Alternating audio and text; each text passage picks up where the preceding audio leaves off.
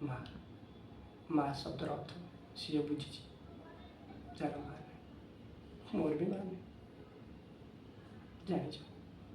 ଜାଣିଛ ମୋ ମା କେମିତି ଗଲା? ମୋ ମାକୁ ମୁଁ ମାରି ଦେଇଛି। ହଁ, ମୋ ମାକୁ ମୁଁ ମାରି ଦେଇଛି। କେମିତି?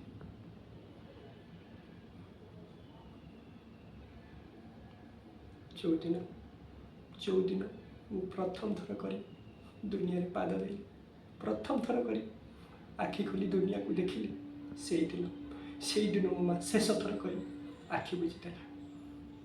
ଏ ଦୁନିଆ ଛାଡ଼ି ପଳେଇଲା। ମୋ ମା ମୋତେ ଜନ୍ମ କରି ଦୁନିଆ ଛାଡ଼ି ପଳେଇଲା। ସେଦିନଠାରୁ ଆଜି ପର୍ଯ୍ୟନ୍ତ ଏ ସମାଜ ଆଗରେ ମୁଁ ଅଭିଶାପ, କଳଙ୍କ। ହୁଏତ ମୁଁ ଜନ୍ମ ହେବାର ନଥିଲା।